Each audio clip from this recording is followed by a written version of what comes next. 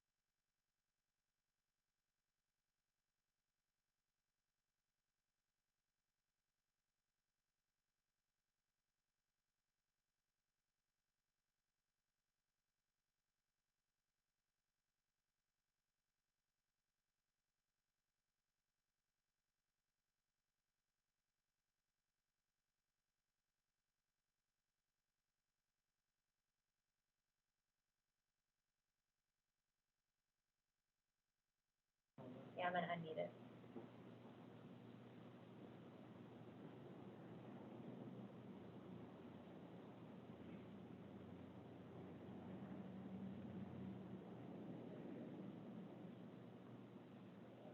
Testing, testing, testing.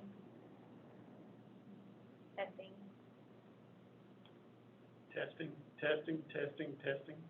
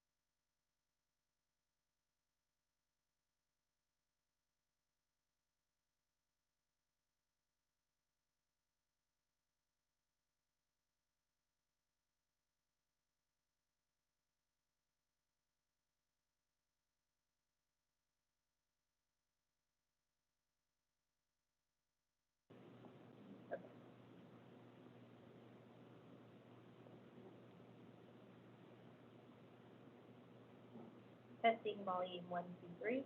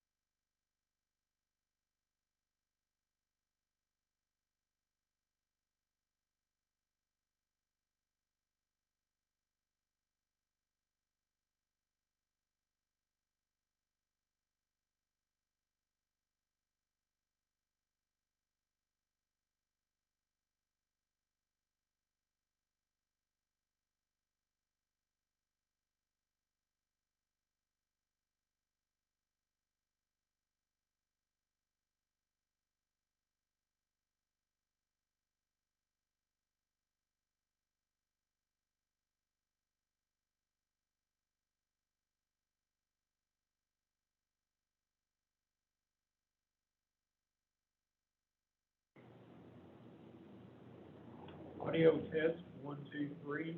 Audio test, 1, 2, 3. Testing, 1, 2, 3. 1, 2, 3. Testing, 1, 2, 3.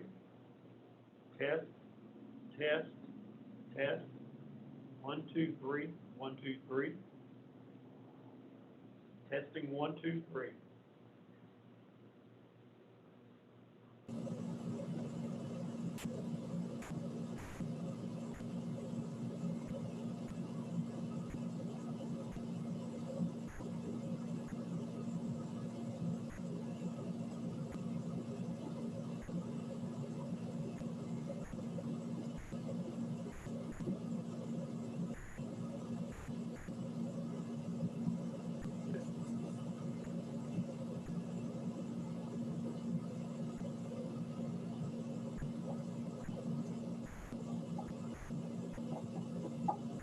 Can you hear me?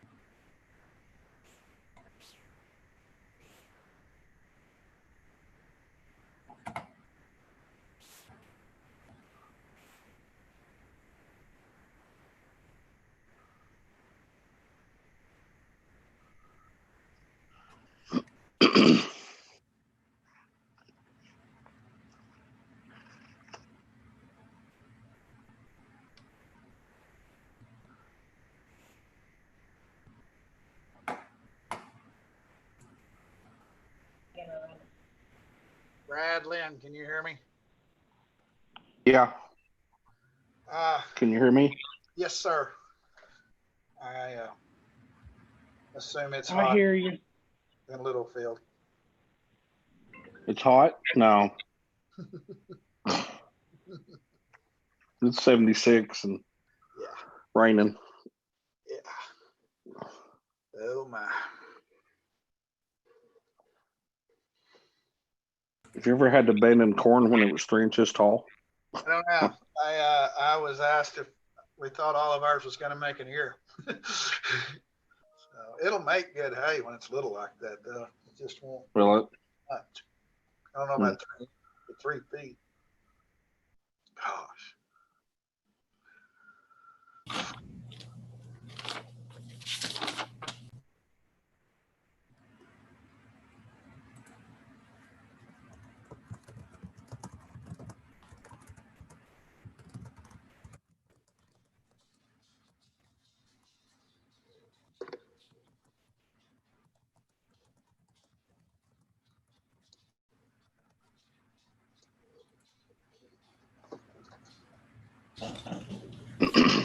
Do we need to mute ourselves or will we be unmuted?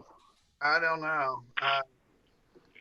I'm gonna go ahead and mute everybody so that, we're not violating open records or anything.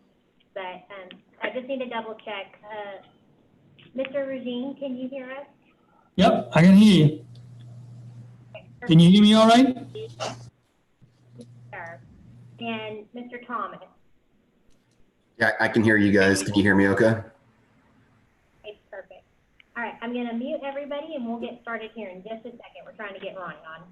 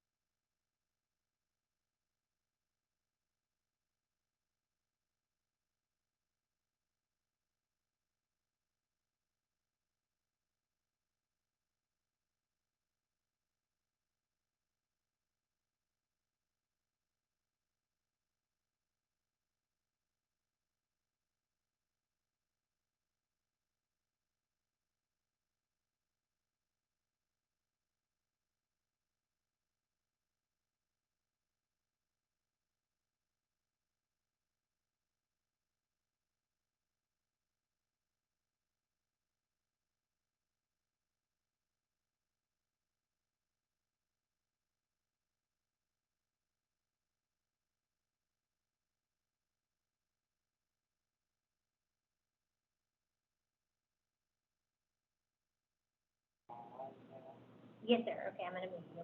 I'm gonna turn this off, the phone call.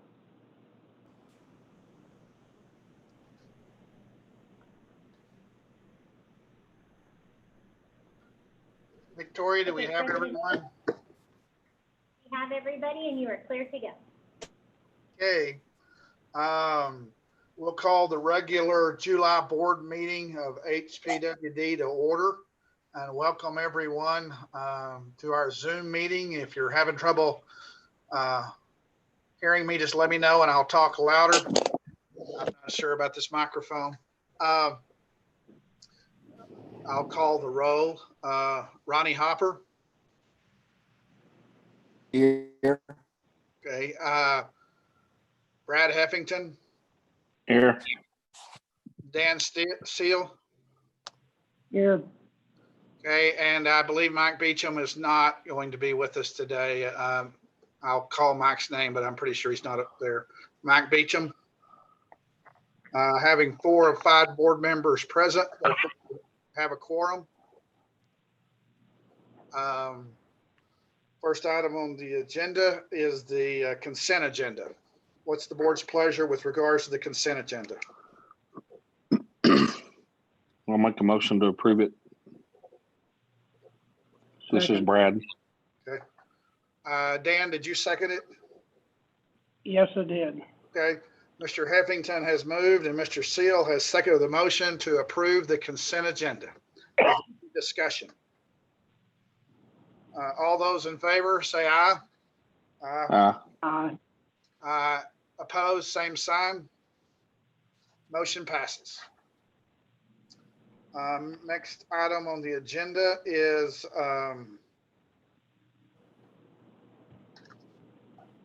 any public comment. Do we have anyone who would like to address the board during public comment? President Tate, no one registered to provide public comment. Okay. We'll move on to the next item of the agenda, and that's water well permits for the month of June. Is Jason, are you present, I'm assuming?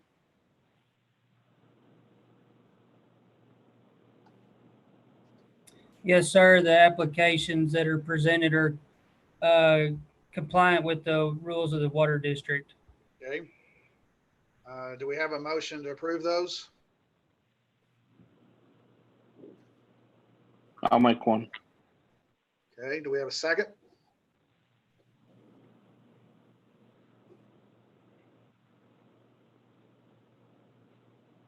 Ronnie, you're Dan. Can y'all hear? I can hear, but I have a problem with 2 of them. Okay.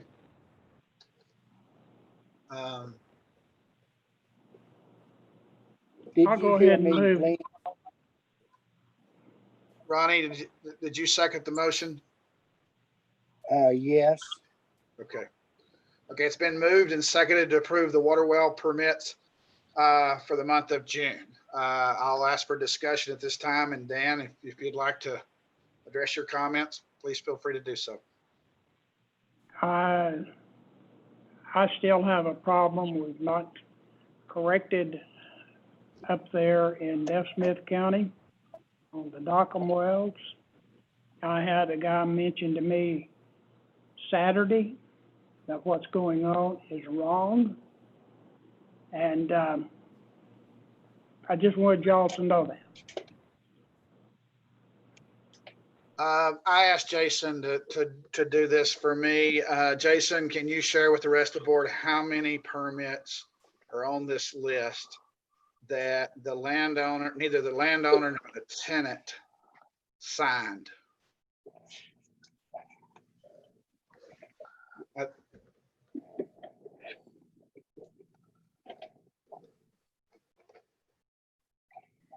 Yes, sir. I believe 13 where the driller or pump installer or someone like perhaps a developer here locally executed a signature on a permit, but is not the owner nor the tenant of the property to our knowledge. So, Dan, one of my thoughts is to address, or at least consider addressing the issue you just raised, as well as the one that I just asked Jason to talk about as we go through this rules review. But I think as, at least in Lynn's opinion, these permits all comply with the rules and regulations. And so, but I understand your concerns very well. Any other discussion? This time we'll call for a vote. All those in favor, I'm just going to go down the roll. Mr. Heffington, Yes. Mr. Hopper, Yes. Mr. Seal. Yes, Okay, and I also will vote yes, therefore being unanimous, motion passes. Next item on the agenda is the Dockham Aquifer Partnership with United Ag and Leo. And Jason, do you want to report on that, or how do you want to handle this item? Yes, sir. I'll make a couple of opening remarks. The summary is shown briefly is that the test well was drilled to a depth of around 1,320 feet on June 9th through 11th.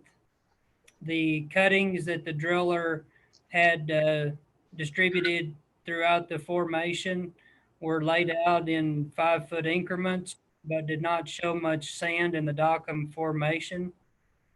The U.S. Geological Survey did a test hole.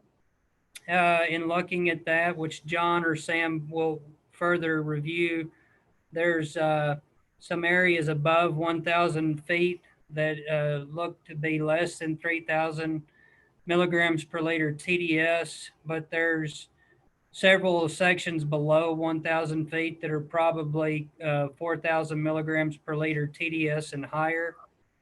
And then lastly, the overall estimate of production is less than 200 gallons per minute. John Thomas and Sam Wallace are guests here at the meeting with the U.S. Geological Survey, and then our partner and cooperator Leo is also present for United Ag. And so we might have some screen share of the actual logs, and John and Sam can provide an overview of some of that, and then we'll hear the perspective of the cooperator, Leo. Hi guys, can everyone hear me okay? Yes, I can hear you. yes. All right, well, thank you for having us on to kind of go over the results from this logging and the opportunity to partner with you guys and get this data collected. We all know how important it is to improve the understanding of the Dockham and the Panhandle and what the water resources may be up there. I know we don't have a ton of time, so I'm going to go through this kind of quickly, but just everyone feel free to ask me questions as I go through it. So as Jason said, it was drilled to 1,320 feet approximately, and we ran our basic suite of logs in addition to the FOIB Sonic and the NMR log. I'm going to go through some of the basic ones, and then Sam Wallace, who's also on the call, is going to go over the NMR logging. So you guys are probably most familiar with natural gamma log. That's going to be this black log in the left column. The lower that is, the coarser the material it is. The higher it is, the finer the material is, typically is the result from that. So if it's higher, it's going to be more clay and shell. And if it's lower, it's going to be sands and gravels. So that one's really important for us to look at the geology, the lithology of the formation there. Also in this left column is the conductivity. So that's total conductivity. So that's going to take into account both the formation and the fluid in the pore space. So as that gets higher, it's going to be finer material or higher salinity water. The inverse of that conductivity is the resistivity, which you can see in this second column. The more that separates, the more porosity there is and influence from that drilling fluid. Sonic porosity is an acoustic method, and it looks at travel times in different formations, and you use the assumption of what that travel time should be for a various formation type, like sandstone or limestone, and deviations from that will give you an idea of what the porosity is. We also have temperature on this log. with it being mud filled, that's not as informative as it is sometimes with just natural water. And then all this over here is going to be the NMR stuff. I'll let Sam talk a little bit about that in just a second. There's a couple different log suites. So this one also has the 5-foot cutting descriptions laid out in there, so you can see what that looks like right along with the natural gamma. This is just a shaded image log of that natural gamma. So again, further to the right, more clay, further to the left, more sand. And as Jason pointed out, there's just not a lot of sand in the Dockham formation. However, there are some zones that look to be cleaner sand, but also higher salinity. We'll look at that in just a second. Sam, do you want to go ahead and give a quick method overview on the NMR and what's kind of being shown over here in these right columns? And is Sam unmuted?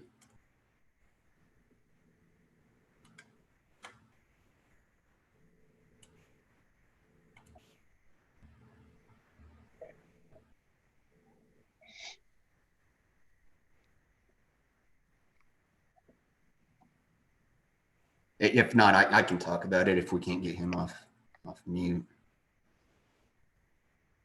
Right.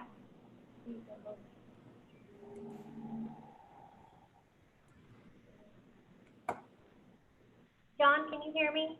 Yeah. You're gonna have to unmute him. I've switched host authority over to you. So click on panelists and then his microphone. You should be able to unmute him.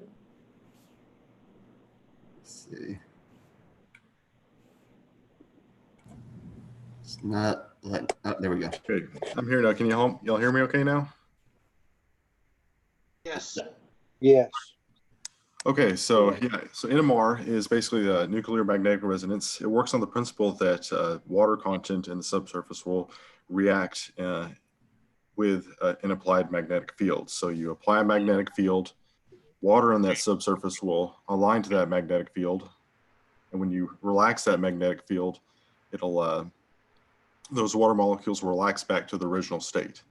And we can actually measure that relaxation back to original state, and those water molecules will relax differently in different pore environments. So if you look at these, the clay, capillary, and mobile fluid volume, those are actually different rates of relaxation of water in the subsurface. So for example, in clay, water that's bound up in really tight clay will relax at a really fast rate.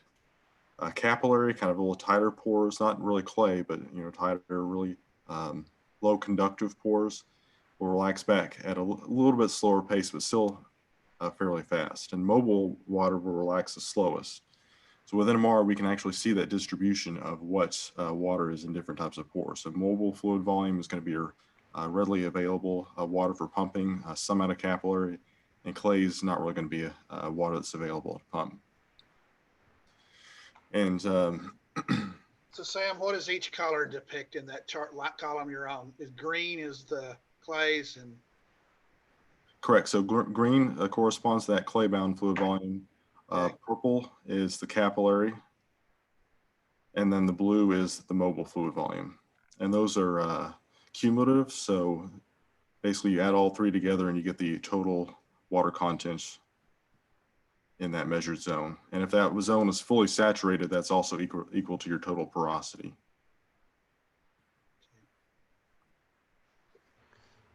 So with that information, there's actually several empirical methods that have been developed over the years to create permeability estimates just based on NMR data.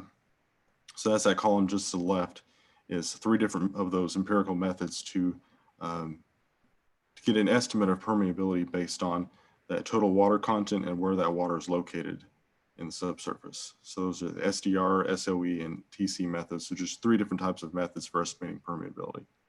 And some assumptions have to be made in order to make these permeability estimates. There's a little bit of a kind of wiggle room, range of error in that. It's, I think, kind of a semi-consolidated estimate was used for these, or a sandstone. But we know that, throughout this entire log, that the type of formation that water is in changes. All right, and then that last column over to the right is a T2 distribution. That's basically just a inversion of the original data to show a heat map of where that water is located. So further to the left, if you have a high spot right there where kind of John's pointing at, where it's really dark red, that's the highest signal, and that's the fastest relaxation time. So that means there's a lot of clay in that zone. And as you move over to the right, you kind of move more to slower relaxation times, which is more equivalent to the mobile water. So just above that, you can see kind of a hot spot there that's associated with that mobile water content. All right, thanks, Sam. Any questions on the method before I kind of go through and point out a couple, highlight a couple spots within the log?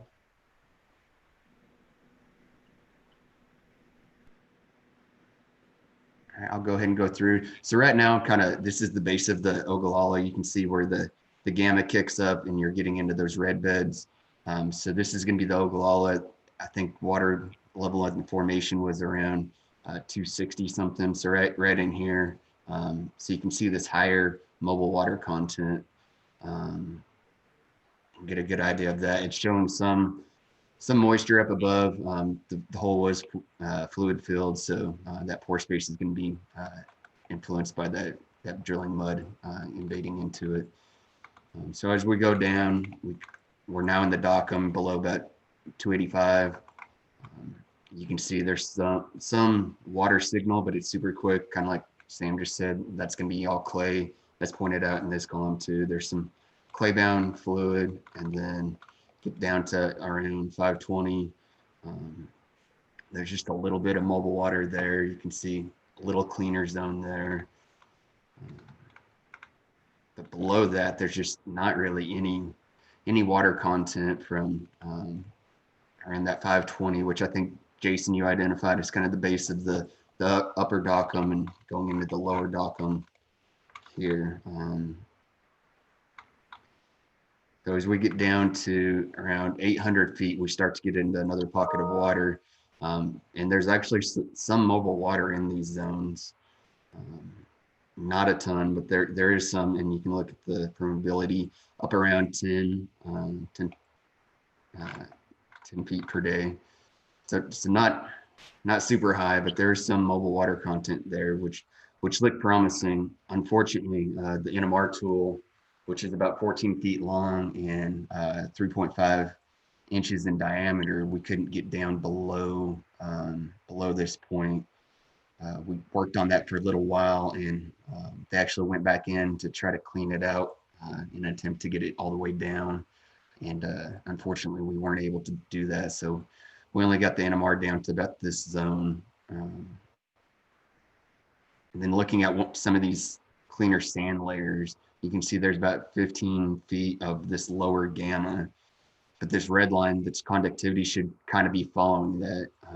So it should also be dipping there, but you can see it spiking. That's going to be because it is a cleaner sand, so there's more pore space, more formation water, but it's going to be pretty high salinity. That's why it's making the conductivity higher. So in zones where that kind of follows, it's going to be controlled by the lithology, but when it deviates like that, that's going to indicate you've got higher conductivity water, higher salinity water.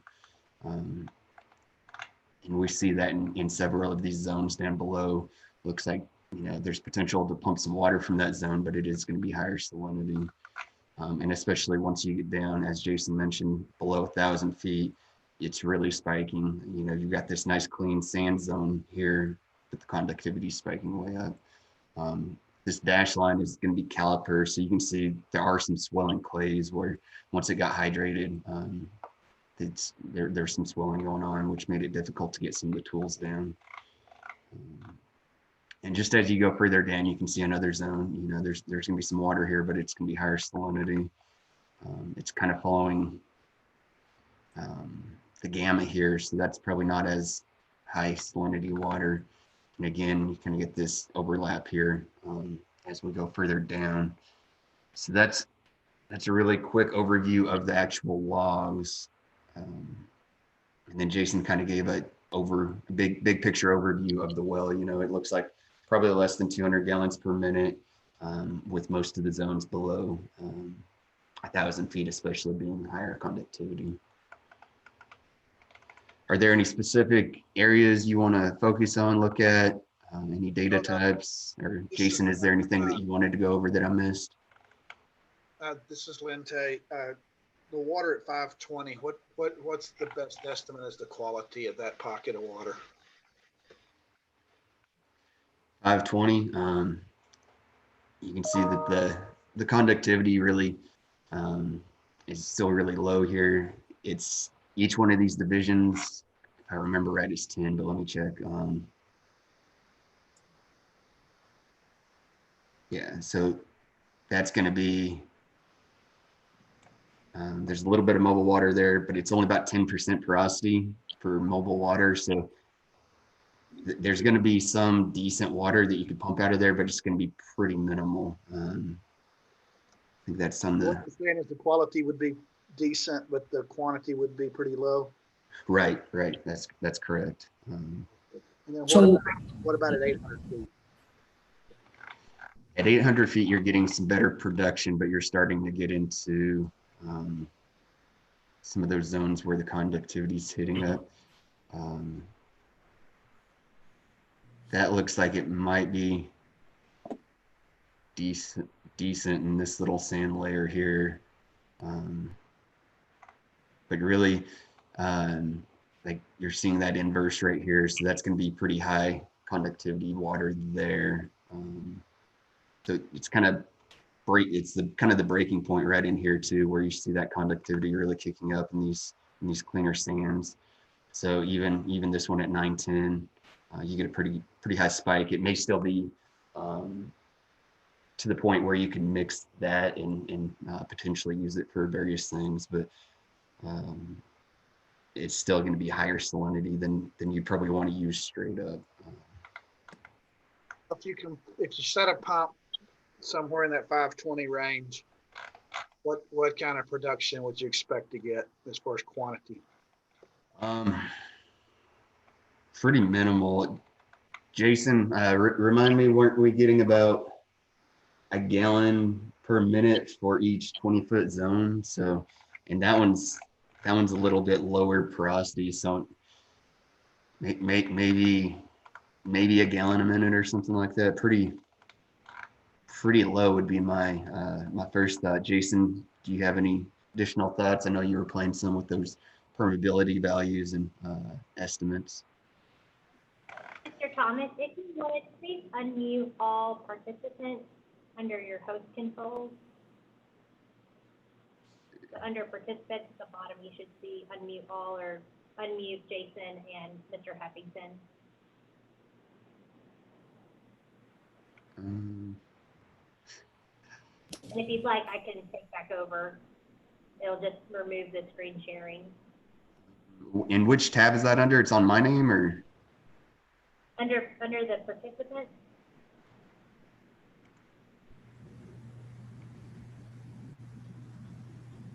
Did that?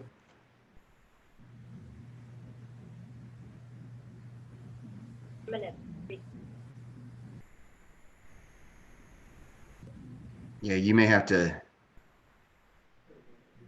take back over. Okay, so I just reclaimed. Jason, you should be able to unmute. There we go. Yes, thank you. So the thing, as far as the productivity is concerned that we found is highly dependent on a factor that Sam mentioned earlier, which is if the sediments are highly consolidated, as sandstone would typically be, then it's an order of magnitude or more different than the more unconsolidated units like you might find in the Ogallala, where you have a mixture of sand and gravel, and the pore spaces tend to be where water flows through them more easily. But when it's highly consolidated, then the permeability does come down quite a bit. And so without further information from combining this type of information, for instance, with a real pumping test of some sort, We're still taking I think it's fair to say a conservative estimate on what those permeability numbers mean. But a fraction of a gallon a minute up to a gallon per minute per foot appears to be what you wind up with under the assumption that it's pretty heavily consolidated. So these 20-foot sections or so are in the gamma reflected over in that far left column, and John drew our attention to several. And so you could add those up and look at them as they appear to be some of the better materials, but they're just not thick enough probably to support very high rates of production, and high rate of production is just depending on how much you need. If you need 200 and it would only support 20, well, it's not a very high rate of production. But if you were needing 50 and you got 30, that might be okay. And Leo shared with us some during a follow-up about some potential areas of fit for water use within the operation. And whenever you're ready, Lynn, we could hear from Leo and maybe how he thinks some type of fit may exist presently or in the future for water in different parts of their operation. And Lynn, just to point out, like this zone down around 870 is around 8, and then that zone is, about 2 orders of magnitude less than that as far as permeability. So that's just to kind of give you an idea on how those 2 zones differ.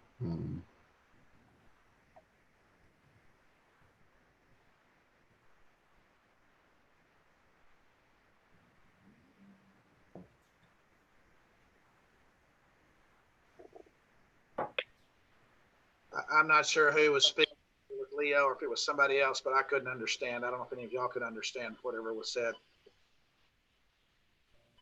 Sorry, Lynn, it was John Thomas. I was just pointing out this zone down around 870 feet is about 2 orders of magnitude higher permeability than this zone at 520.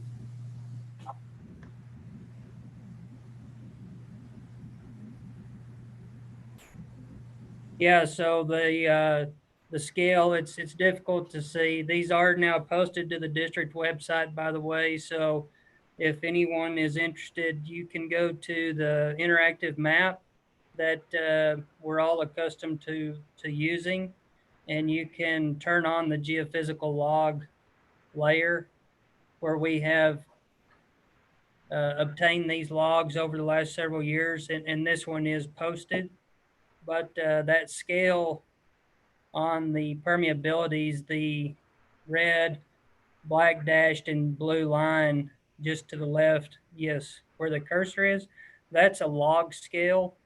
And so that's important to look at and understand as you look at those permeabilities, and how just shifting over one series of lines is one cycle on the log scale.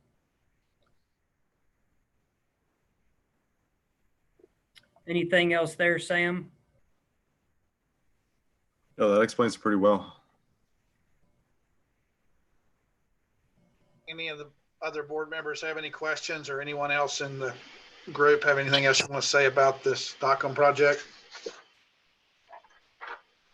No. Okay. Y'all ready to move to the next item?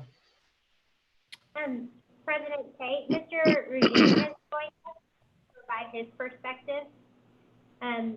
Ruggiero, I show that you're unmuted. Are you able to speak? Yeah, can y'all hear me? Yes. Okay, well, good afternoon. Thanks for participating with us on this.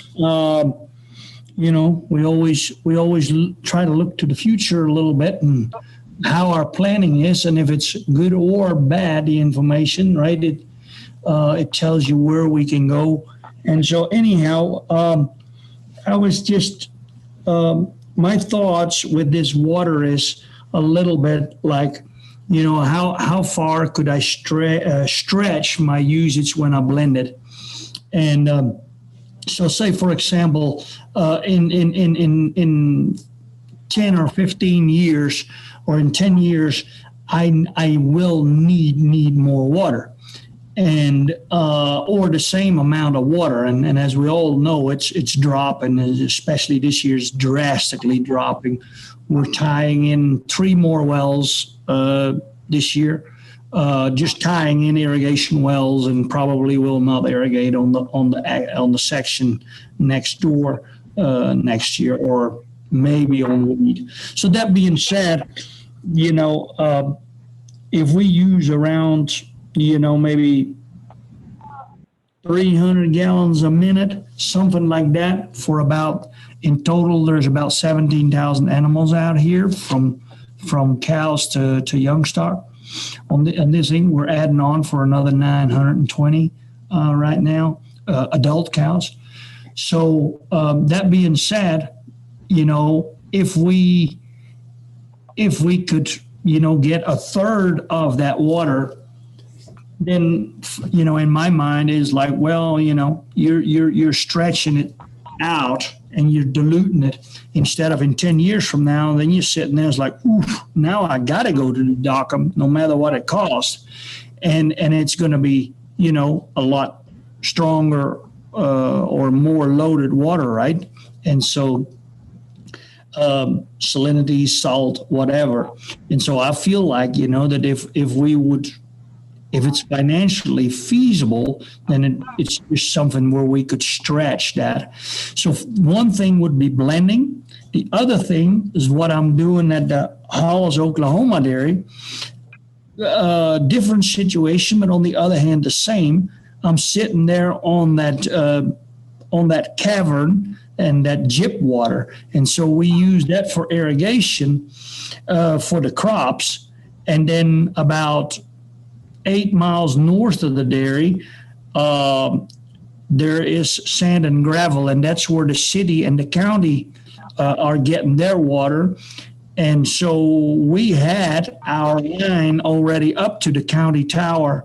So we went and bought our own land and leased some water rights as well, and pretty much drilled our own wells. That water is coming 230 feet downhill. The hill country is higher than the dairy is, because it's about 10, the dairy is 10 miles north of the Red River. And so that being said, we use, right now, we are using on that dairy, we roll about 180 gallons a minute down the hill. And then for pen wash and cooling the cows, I'm using the gyp water, the irrigation water. And so I just have 2 waters going through it. And so that's the other option that I look at it here right now. We don't use much cow cooling outside, nothing. Inside on the holding pen, before milking, we cool in cycles, on off. It's a minute and a half on, minutes and a half on, and minute and a half off right now in this heat. And anyhow, so if it cools down a little bit, you know, these increments are delayed a little bit. So we may go to 2.5 minutes off, minute and a half on. And then the wash pen, we don't use the wash pen really, only when it's really muddy, we use the wash pen. But that's where you get a little bit in a bind, you know, when you want to use the wash pen. And so, but the wash pen also helps tremendously with cooling cows itself when you spray them against the belly. And so, and in Oklahoma, we have enough water to do that. Over here, with the Ogallala, we just do not really have. I could, if I just tie in more wells and run that water through the dairy, and then it's still going to be irrigated, right? The water is never gone. For us at the dairy, the water is really never gone, right? If you look at evaporation, when you start looking at cooling the cows outside, which we don't do that, but inside, it goes right on to the alley, goes through the settling basins and goes into the lagoon, and then we irrigate it. So we first of all use that water for cooling for the milk, and then also for heating up warm water. So we have a double exchange, and then we wash the barn with it, and with the water that cooled the milk, it goes to watering the cows. And all the water else we use for cleaning, cooling, all that stuff, that actually goes then, to the lagoon and gets irrigated. So that being said, we with this aquifer or with this Dockham water, I'm thinking, well, I would like to look into and talk to Randy there, who drilled the test well, to see what does it cost to drill a well and tap into the 520, the 820, and the 920. Really, that's the three different zones that you have, and can you, what is that going to produce and what is going to cost, right? The development of the well, operation of the well. So that'd be, and then look at what electricity cost is, and then what the cost per acre foot or per gallon is, and then look at it again. Right now we just know what we got there a little bit, and I think step two for me is to figuring out the cost. So yeah, and I don't know yet if I would blend it or if I would separate. I could maybe do both. I'm gonna say, that's what I'm doing in Oklahoma right now. I'm setting another tank tomorrow again, and I'm just to have another 42,000 gallons as a step in between of balancing, and that way I can use that regular water one more time after I cool the milk, water it, or actually go and wash the cows and then irrigate and just have it. But I need a little bit of balancing. But really that kind of investments are fairly low when you compare the cost of Al's water. I mean, a dairy like this in Colorado is looking at $75,000 of water bill, The Oklahoma dairy in Hollis, it was on city water. That dairy too was looking at, we would be looking at about $23,000 a month. So, you're starting to, no matter what, water is going to be expensive, So it'd be interesting to see when you drill a well down there to that Dockham, do some price calculations, right? And see, well, are you at the same cost of what city water or municipal water would be, right? Does anybody know, for example, when that water, when Boone Pickens sold that water for what, $106, $107 million or something like that to Plainview and all these things, what does that cost? Is that also around that $3 a thousand gallons, or? I think that was by the acre. It was just so much an acre. Some of it was by the acre foot. Feet of saturated thickness, but it was pennies compared to what you're talking about. Of course, it's what, 200 something miles, or it's, I don't know, 100 something miles away from you. Yep. But yeah, that water was very, very cheap compared to what you're talking about. Mm-hmm.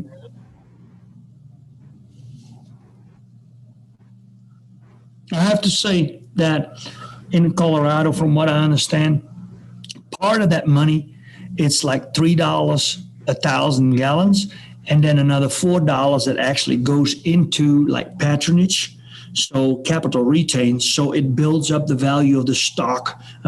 Stock in water is probably not going to drop in the next 40 years. It's probably only going to go up. So that being said, I don't know, Lynn, if you know Casey DeHaan, but he came through the other day. He's a nephew from Brad Bauma and all that. Anyhow, he dairies out there with 2 dairies, and he kind of explained to me a little bit how that was. But in Hollis, there was just a straight delivery charge of $3 per 1,000 gallons. Which is, man, imagine that takes $260,000 out of your thing for a 4,000 cow dairy, you know? Drill some wells for that. Victoria, can you hear me any better? A little Maybe bit, not. yes, sir. Okay. Yeah, you're coming through good on our end. Okay. Anything else on the DOCM? Leo, we appreciate what you're doing because obviously we all want you to figure it out so we can copy you. Yeah, I thought you was the first one who was going to drill that. All right, guys. Thank you. Yes, I can roll on, then y'all don't need me, right? So You're welcome to stay as long as you want, but we appreciate your being a cooperator in the program, and thanks for joining today. I got one question. Would the board consider if I get all these quotes and stuff together and all that, and you know, from Randy and that to look at, and would the board, would High Plains Water District be interested in partnering or developing or cost sharing in a well like that, or they say no, we only do testing to gather more information? I don't know if we Once you know the start answer to pumping- that, Leo. I think when you get your numbers together, give us a shot. We did that with the city of Lubbock, but so I think we're open, but who knows? I mean, it would obviously take a majority vote and we'd have to look at it. Yeah. And so we don't really know, I think would be the answer to your question, but we'd sure like the opportunity to look at what you're going to do and see if we can help. Yeah. Okay. Good enough. Y'all just mute me. I'm gonna listen in a little bit. I don't know much about it, so I appreciate that I get to sit in and be a little bit more aware of what's going on, really. So. Well, thanks. Are we ready to go to the next item on the agenda? So if I'm looking at this right, the next item on the agenda is a utility easement for Lubbock Power and Light. Victoria, do you or Jason want to address that item? Yes, sir. Yes, sir. Victoria.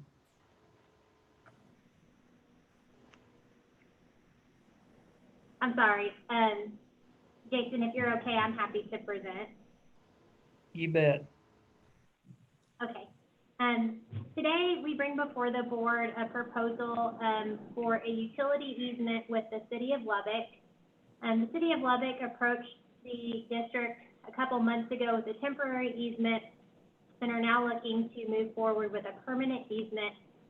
The original easement that was brought to the district, we ended up negotiating certain terms on it.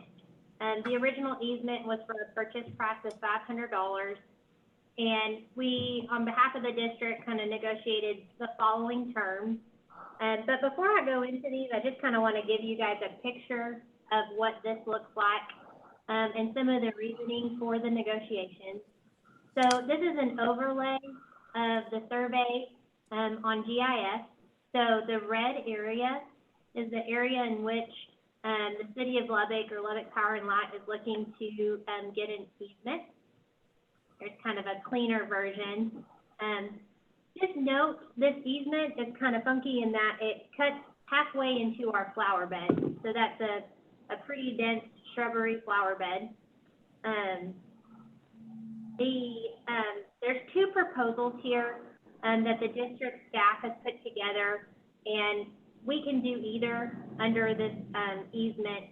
But if you look at the easement overlaid with the flower bed, we currently at this district property have a concrete curbing and chain link fence around the building for protection and security purposes. the new pole, which I'll kind of go over here, you can kind of see the new pole, is right here, and it's deep. It goes into this easement just a little bit. So we had district staff go in and remove the shrubbery, but kind of the reasoning, for some of this is the cost to repair the fence, what we want to do with those repairs, and making sure that we adequately have funds to cover those repairs. So LP&L has just left the fence kind of like this. And if we go back, if you just put a fence around the easement property, you kind of cut that flower bed area in half. It's a 14 by 3.92 area for the easement. The other option that district staff could use is to instead take the new curbing to the current flower bed curbing, so just increasing that area and cementing. We went and received quotes for the project, and so we went back to the city of Lubbock and asked for a purchase price of $4,200. This purchase price would cover the cost of repair and would put the burden of repairing the fence in the area on the High Plains Water District instead of the city of Lubbock. Obviously, granting an easement is granting rights of access of ingress and egress on, over, and across that property. So in authorizing this, please know that you are giving rights to that property currently under our possession to the city of Lubbock. The only other thing that's in the easement that I will just point out that was negotiated is at some point, sometimes the city of Lubbock may need to access closed warehouse property. We currently keep that property locked for security purposes. So this would just require the city of Lubbock, unless it's an emergency, to give us 24 hours notice. So I'm happy to answer any questions y'all may have. I will note that the Hant Scarborough team, Mike and Trey, the attorneys within, did help me with this easement and have also reviewed it and approved it. So what is the recommendation to the board, Victoria? We recommend that you approve the easement. I didn't hear what you said. I heard you recommend and I didn't hear the rest. We recommend that you approve the easement. Okay. I so move. Okay, so Mr. Steele has moved that we approve the easement. Do we have a second?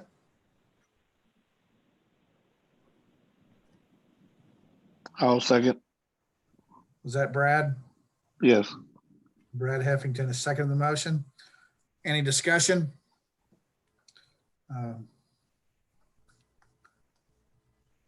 All those in favor say aye. Aye. Any opposed? Same sign. Appears to be unanimous. Motion passes. Next item on the agenda is 2021 budget. I'm excited. Jason, or whoever you want to address that. Yes, sir. So the summary that is presented at this point in time in the table is a history of the adopted budget for High Plains Water District through 2020, 2021. There should maybe just have a little star by it, which is proposed, $2,928,075.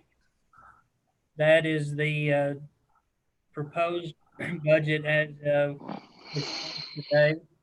The detail of the budget, of course, is in the publicly accessible documents online, as it is also shared with the board today. The remaining highlights is, if you look in the bulleted points here in this on-screen summary that Victoria is sharing, is that the proposed budget in 21 is about 100,000 less than 20. Included in that, in the detail of the draft budget, Our tax collections that I have currently listed are about $75,000 less than in 20 in our fiscal year 20 budget. And that overall, the preliminary values that have been shared with us from all of the central appraisal districts are roughly 1 billion higher than the 2019 certified values. So we do again have each line item available both from a public viewing point as well as on your end with the respective line items. And if there's questions relating to any of those or whatever procedure you would like to take from a draft budget standpoint, I'll be happy to cover. Jason, I have a question. The projection that the tax collections are going to be 75,000 less. Is that you being conservative, or is there a reason for that? So I start on the expense part of the budget and look at the programs and activities and their projected expense in the next fiscal year, and then come back up into the revenue section and look at the historical averages in interest income, for instance, permit fee income, and then kind of go back to the tax collections and the tax collections that are needed to balance the budget under this scenario require about $75,000 less than the current year budget. I'm with you. Okay.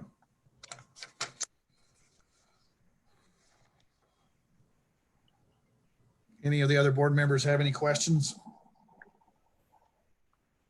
No.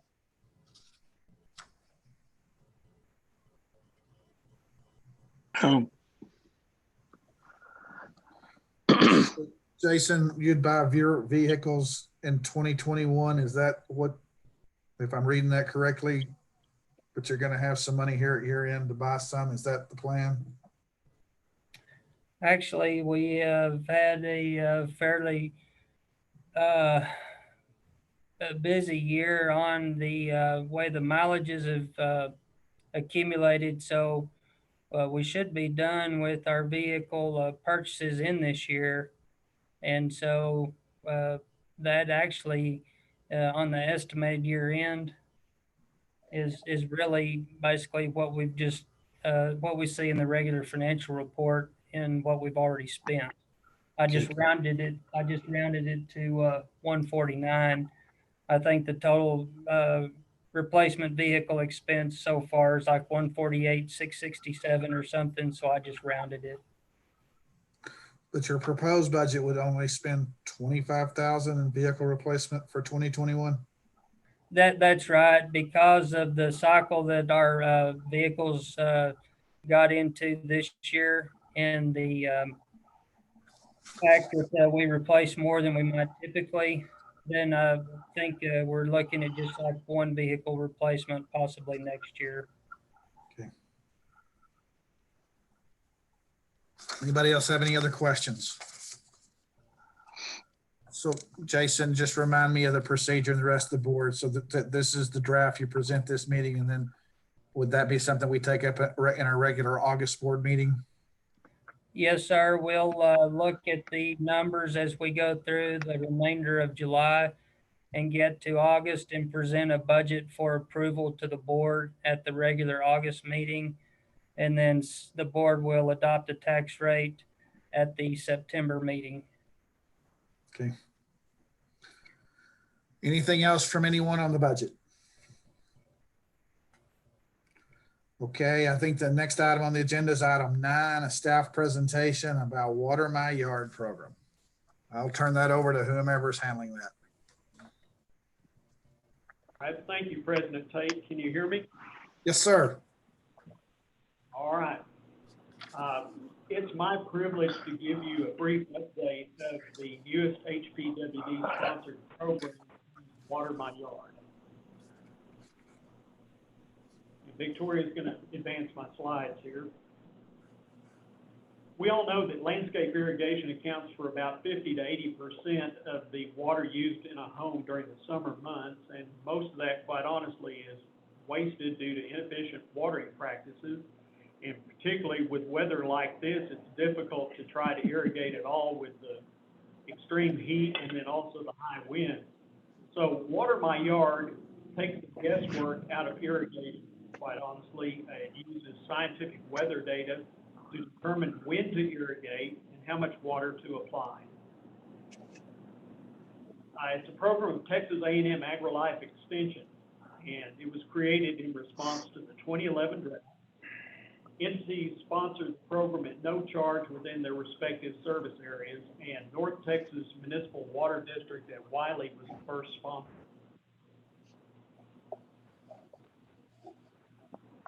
Okay. There are currently 10 sponsors within the state of Texas, and you can see them on the screen there. Of course, HPWD is one of them. There are 2 cities of Irving and San Angelo, and then the rest are basically water authorities or districts. Our weather station is shown on the right there, and it's located in Friendship Mesa Park at Wolford. And it's just southwest of the high school, and its location is depicted by the red star. And we certainly are indebted to the city of Wolford for providing this site to us. It is basically in the corner of the area, as you see there on the right. There is a barbed wire fence on 2 sides of it. So the district only had to put up 2 sides of a chain link fence to secure that area. And we installed the site on June the 1st, and I really have to give a shout out to all of our field staff for all their help with this project, because I could not have done this by myself. Took the guys, putting it together, installing it, trying to figure out how it went together, because there really weren't a whole lot of instructions provided. So we just kind of figured it out. And again, my thanks to the field staff. The weather station has the following equipment. If you see the slide on the left, the anemometer is on the left, which measures wind speed. The rain gauge at the top of the station. A solar radiation sensor is on the right. There's a solar panel that provides power to the station. And as you look in the controller box, you see the battery, the data logger, and then the communications equipment. The data logger is, we can get this information on a phone app, and I've got it pulled up right now. Of course, what you see on the screen is what the reading was on July the 10th. But today on July 14th, the air temperature is 106.42 degrees. Relative humidity is 10.3375%. The wind direction is, the wind speed, is 7.108 miles per hour. So we can access this on our phones if we have the app installed. And these data are transmitted to Texas A&M AgriLife Extension at College Station. They're posted to the Texas ET network, and Texas ET stands for Texas Evapotranspiration Network. And there are several sites in the West Texas area.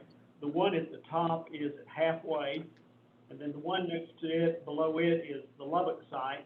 And then there are others scattered out in Fort Stockton, Van Horn, Horizon City, Menard, Ozona, and San Angelo. When you click on the Texas ET network, it'll take you to the Lubbock 7-day weather summary. And normally the top part of this table is the only thing that's displayed. But what I did is I went over to the right and clicked on detailed weather data and heat units, and it brings up the entire table. So what you see from left to right is evapotranspiration in inches, the maximum temperature and minimum temperature in Fahrenheit, the minimum relative humidity, solar radiation, rainfall, and the wind speeds at 4 a.m. and 4 p.m. And then, of course, at the right, the status of the battery. So if you click on the detailed weather data, it expands out and gives you heat units for corn, cotton, sorghum, and other crops there. So it's also of great benefit to our producers as well. We do not have a soil temperature probe installed at this site, so that's why the readings on the right are at 0.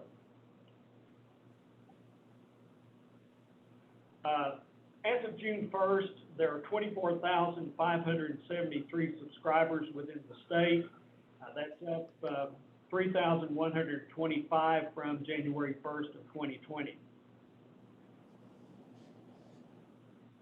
Here are some monthly statistics that are provided to us by AgriLife Extension. And it's interesting to note that when you look at the user devices, as you go through time, you're seeing more and more mobile usage as compared to your desktop and your tablets. It was explained to me that part of that is because people are outside and they're on their phones and they're accessing the data that way. But AgriLife Extension just released a phone app for Water My Yard, so I suspect that number will increase. But most of the users are in the North Texas area, the Dallas, McKinney, Little Elm area. In fact, my daughter and son-in-law have this installed at their house, and they use that as a guide to water their yard. They're in Little Elm. People who subscribe to Water My Yard will get a weekly watering recommendation, and this is what I have for my home. My automatic watering system is whenever I get up out of the chair and pick up the hose and hook the sprinkler to it and turn it on. But you can set this up by zone. I have it set up front and backyard. You can set it up like zone 1, zone 2, zone 3. When you first set up an account, you can determine what type of system you have by pictures, or there's a description, and you just click and select which system you have, and you can set it up and personalize Water My Yard that way. I can't water for 97 minutes because my soil is extremely clayey and water will run off, so I cycle and soak. I'll run it for a little while and then turn it off, let it soak in, and then continue again. But this is what you will see as a weekly watering recommendation if you subscribe to the program.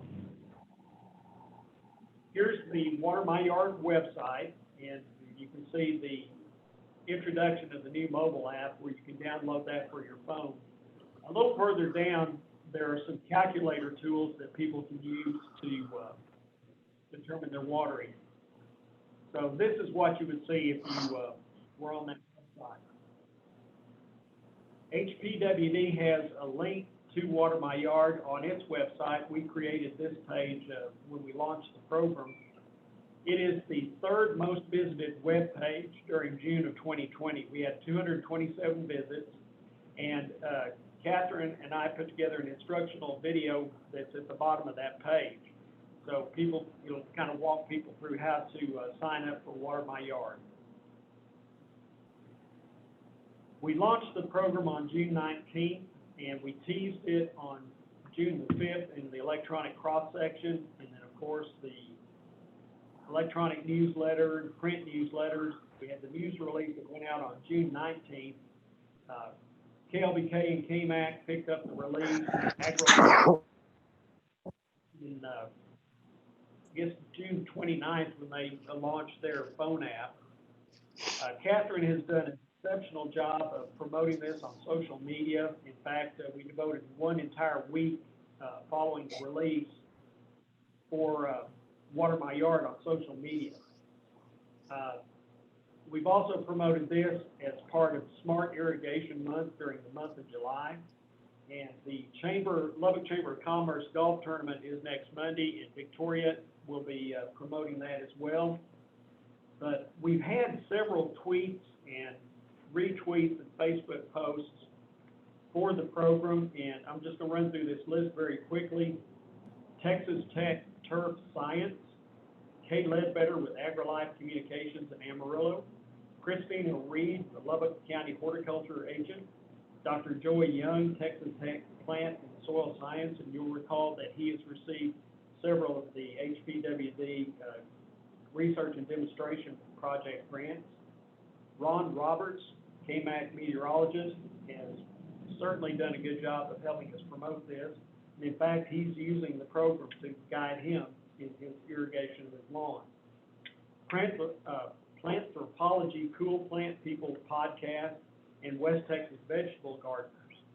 So we've had quite a few folks help us promote this. As of now, we're currently standing at 57 subscribers since it launched on June the 19th. And there's some additional benefits to the program. In working with Wolford City Manager Daryl Newsom, he had told us that the city of Wolford wants to upgrade its city parks irrigation systems. So what they're going to try to do, and they're working with Hunter and is the irrigation controller supplier, to incorporate weather station data from our station and use it to control the city irrigation systems there in Wolford. And basically, there's several things that Daryl said that he hopes to accomplish, and they're shown there with the bullet points: better home and business compliance with watering restrictions, use of the internet for remote management of the irrigation systems, more efficient irrigation practices, and the ultimate goal is to conserve water. And we will help publicize their efforts when this program is underway. They're just now starting it. So with that, that's a very quick overview of Water My Yard. Does the board have any questions? You gonna be out this afternoon to water my yard? I have enough trouble keeping my tomatoes and peppers alive, Dan. Okay, It takes me about an hour to get all that done, or more. I understand. Carmen, we appreciate you doing this, and this is obviously good for the district to be sort of supporting programs like this. So thanks for taking up the responsibility, and looks like it's a good program. Anybody else have any issues on the Water My Yard presentation or questions? I'm gonna go to the next item on the agenda. Any county advisory committee changes? I don't have any. Okay. None I for don't. Ron. Yeah, none for Not Ron. aware of any reason to have an executive session. Anything else that any of the board members or any guest is aware of that we need to address at this meeting? If not, we'll entertain a motion to adjourn. So So moved. Okay, Mr. Seal has moved, and did I hear Mr. Hopper second? yes. Okay, all those in favor say aye. Aye. Any opposed? Okay, motion passes. We're adjourned. Thank you all for participating, and hopefully we can have a live board meeting next month. Yeah. Hope so. All right. Guess we're done.